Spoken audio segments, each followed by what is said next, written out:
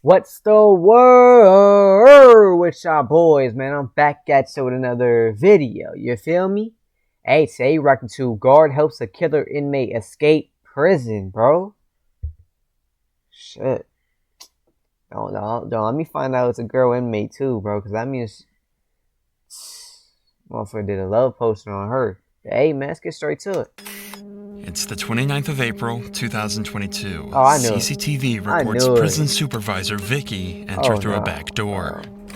Half a minute later, she comes back out with a prisoner.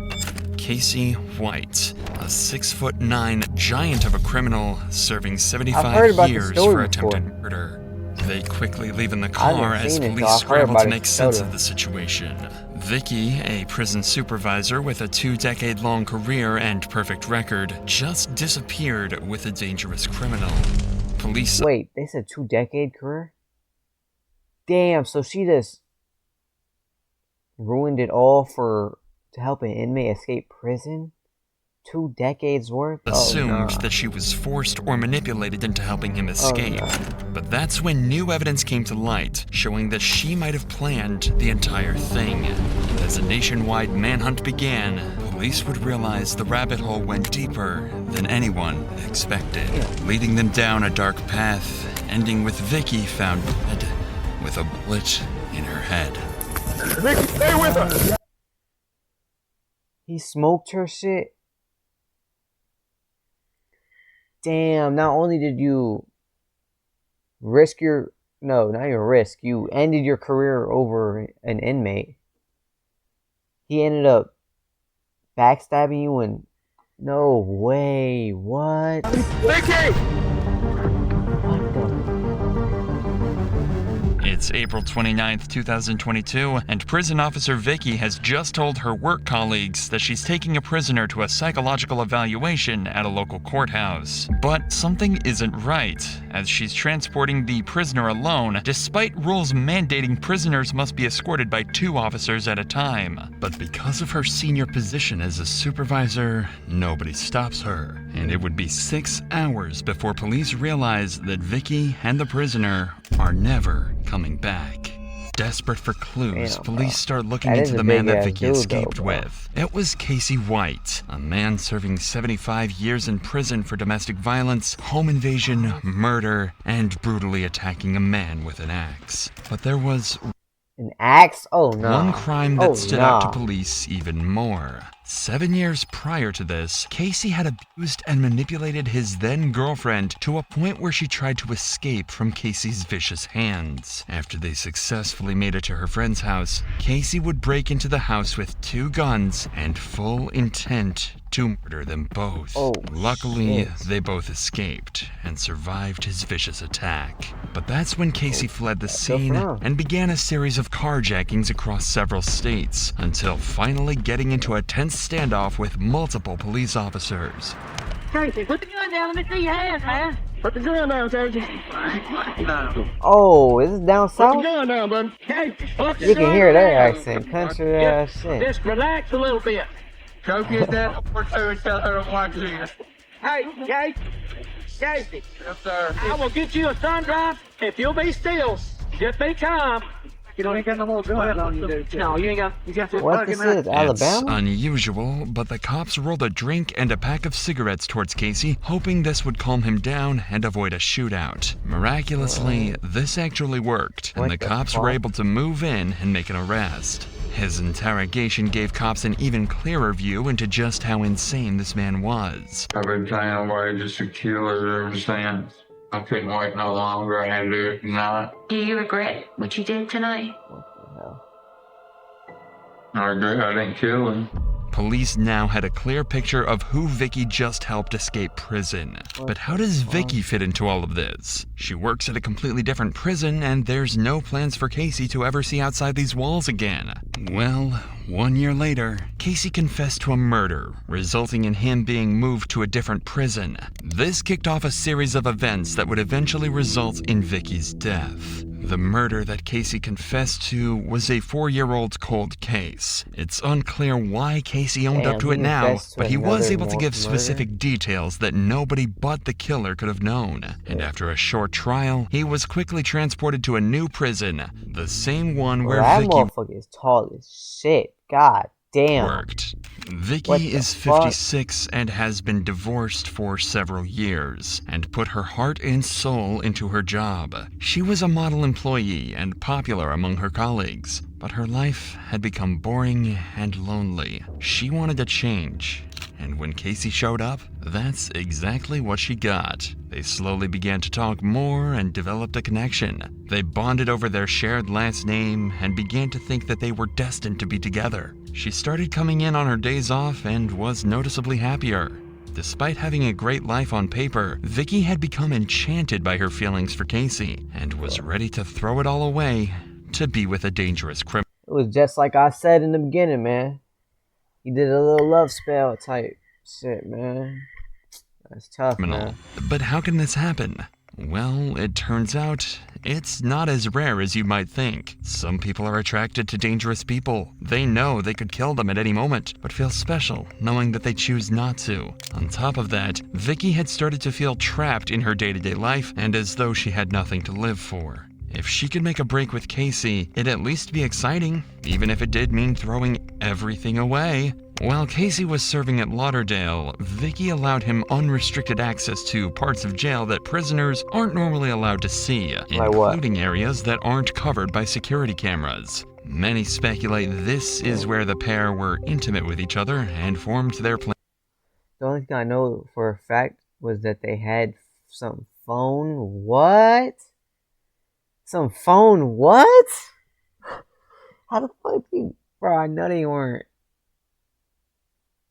I'm not even gonna think about that shit now. To escape. Even at this point, Vicky still had no idea that this would turn out to be the worst mistake of her entire life. 3 days before their escape, they decided to do a test run after Vicky told her colleagues that Casey had an appointment with a judge at the courthouse. Of course, there was no appointment, and they just sat in her patrol car for 9 minutes before returning. But now they know that y'all know what they were doing in the fucking car, bro. Don't say they were just sitting in there, bro. this works, Oh, and hell they're no. ready to make preparations for the real thing. 2 days before their escape, they're spotted on camera passing notes. It's thought that this was them discussing the final part of their escape plan, but by the time this footage was discovered, it was already too late. By April 29th, 2022, everything was in place, and they're ready to make their escape. As Vicky holds a senior post at the prison, she has certain powers that she's about to take advantage of. She arranges to send 12 inmates and 5 deputies to court on the day of the escape, leaving her as the last remaining officer in the prison with transport privileges. She then tells her bosses that Casey has to be taken for a mental health evaluation. Looking at the surveillance footage, it's clear something was up. Vicky has her firearm with her, something that is strictly forbidden inside the prison walls. She's also walking in front of Casey instead of behind him, showing she trusts him not to harm her. By helping Casey to escape, esteemed prison officer Vicky has thrown everything she had away, and in one pivotal moment has become a criminal. Vicky's always been a good girl I went to school with. It's got to be other people involved, and Vicky's just a scapegoat. You knew her, you loved her. I feel like if she had anything to do with it, it was definitely love. Vicky and Casey casually walk out of the prison into a patrol car and drive away to freedom. It took 6 hours before anyone noticed they're missing. When the prison calls the courthouse to see what's taking so long, they're told that there is no appointment, and they come to the horrible realization that Casey has made a break for freedom.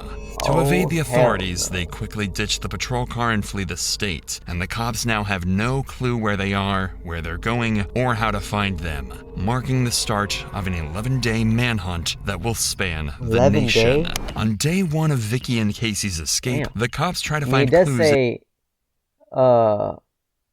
killer inmates. So, Vicky's home. They're a lot more high risk. She's nowhere to be seen. In fact, she doesn't even own the house anymore. Inmates with like lower sentences or charges. You feel As me? part of her plan, she sold her house for extremely cheap. With the fuck? money, she bought vehicles, guns, and most suspiciously, men's clothing. This is the first indication the cops have that Vicky doesn't intend on coming back and is ready to start a new life with Casey. Things don't get any better for detectives when the patrol vehicle they used to escape is found abandoned at a local shopping mall.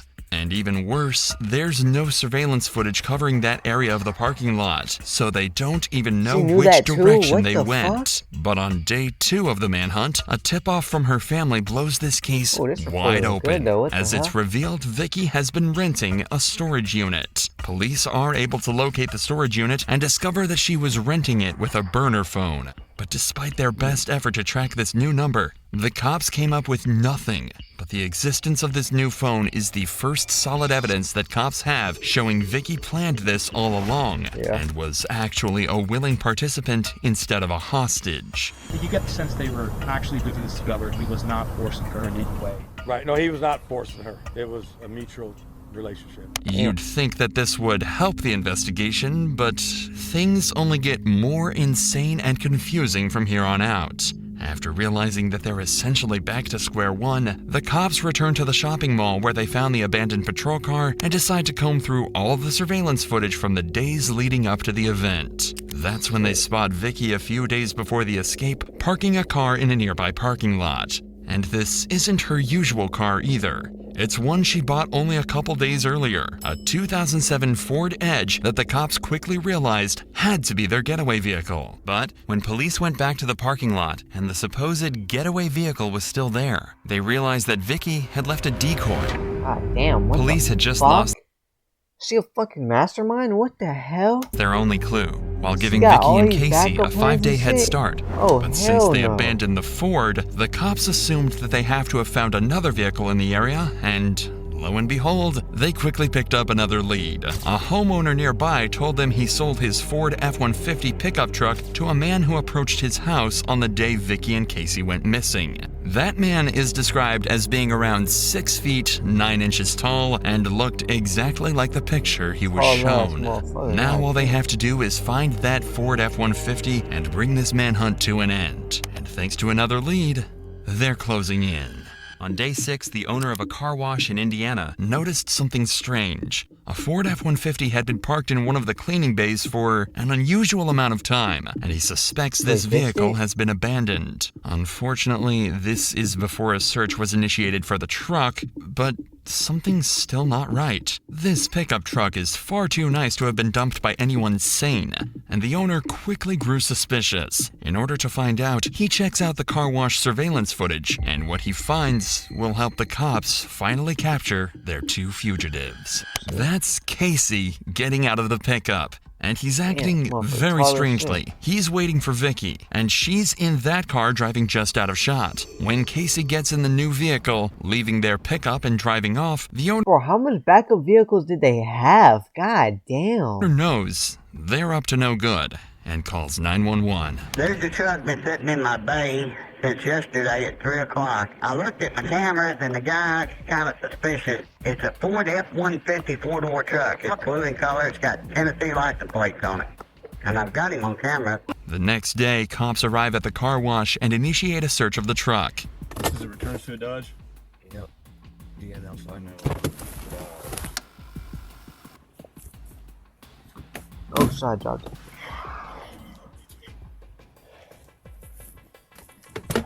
There we go. With nothing to go off of, the cops quickly leave the scene and the pickup is towed away. So they it didn't have takes nothing in 4 there days either? for this vital lead to get back to detectives, but when it does, they drop everything and head straight to Evansville on day 10 of the hunt. They're due to arrive at the car wash at 9 a.m., but fail to show up on time, frustrating the car wash owner so much that he takes matters into his own hands and calls the local press. So then, 9:30, they're not here. So I get on the phone to Fox News. Oh, I said, y'all want a story? Yeah, we like a story. I said, I got one. So I got a convict over at my car wash. I got him on camera. He said, you talking about the one in Kentucky? I said, no, I'm talking about the one in Alabama with the girl. He said, okay, we'll be right there. Hell yeah, they'd be right there. They got there 10 minutes before the marshals. U.S. Marshals arrive during the media frenzy, and when they take a look at the surveillance footage, they realize they've found the car Vicky and Casey could still be driving, a Cadillac, and one that Vicky and Casey think is completely unknown to the cops. It seems like their days on the run are numbered, but even with the leads they have, they come up with nothing, and the cops are starting to realize their fugitives could be anywhere in the country. So how'd they end up finding but as it them turns then? out, they're closer to home than anyone thinks. Back in Evansville on day 11, a looks like cop he is dyed on her his hair. way home from a long shift when he sees a familiar-looking vehicle parked outside a Motel 41. It looks like the same Cadillac from the car wash, and he hastily takes down the license plate. The problem is, the license plate of the Cadillac seen at the car wash was never seen, so they have no way of knowing if it's the same vehicle. But they do have the license plate of the recovered F-150, so grasping at straws, they decide to run that through their license plate reader, and when they do, they strike gold. Several traffic cameras have picked up the F-150, and following it in nearly every shot is a Cadillac. A Cadillac whose license plate perfectly matched the one at Motel 41 right in No, front I of ain't them. gonna lie, that's luck, Finally, bro. by sheer luck, the cops have What found the their fugitives. All they have to do now is bring them in. First, deputy marshals find strategic positions around the motel. They're all in plain clothes and unmarked vehicles, hoping to be as covert as possible. But while the cops surround them, Vicky and Casey are in room 150 watching the TV in horror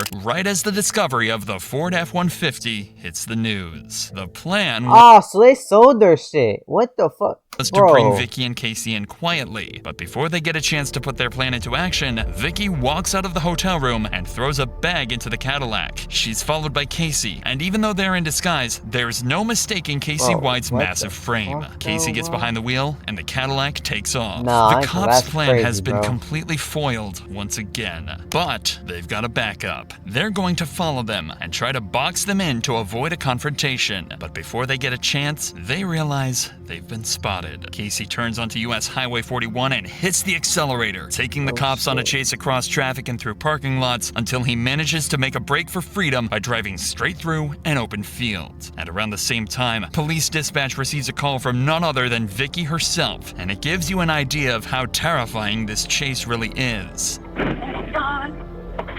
Airbags are going off. Let's get out. Run. Hotel.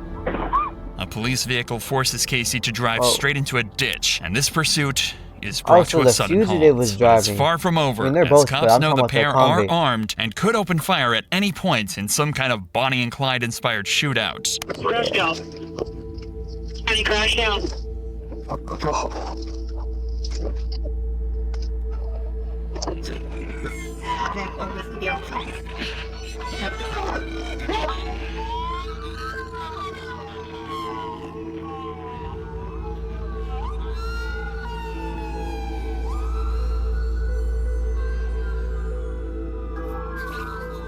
Black. Where's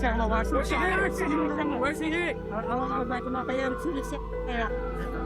John, please check him out. It's not up, guys. It's my wife. That's a best woman in the world right there. Please, that's the best woman in the world. Vicky, I'm so sorry, baby. I'm so sorry, baby. Anybody in this world don't deserve it. She don't. When she herself, it hit me. But y'all ain't gonna believe me. I'm gonna say I killed her. Just like y'all say I killed everybody else. What? Finally, after 11 days, Hold on, the wait, what? manhunt has come to an end, and they've got Casey unharmed in handcuffs. But Vicky met a much more devastating end. Just 2 weeks ago, she was an upstanding member of society, an esteemed prison officer respected by those around her. Now, she's a fugitive, laying in a criminal's stolen car, conscious, Employee of the but Year with 5 times, devastating though? What the hell? injuries.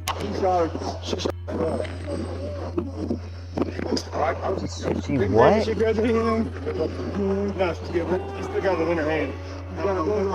Yes, she's got a gun in her hand. Medic right here, medic. Get back.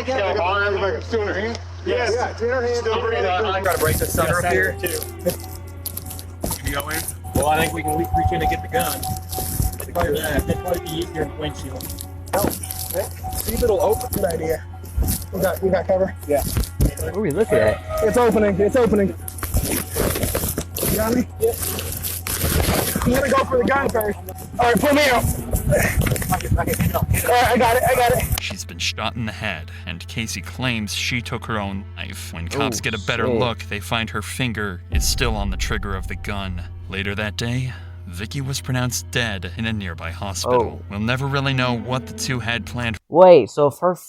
Damn, so that means she actually did do it. Shit, that means she ain't want to go to prison, bro. I mean, shit, she was a prison guard for so long. Obviously, she would know what...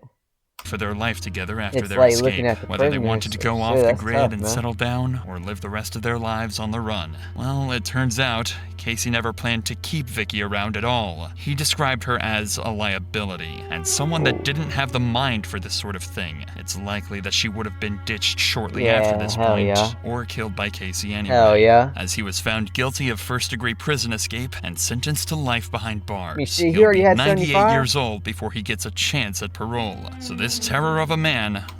Yeah, that's tough, bro. Oh wait, how much time did he have?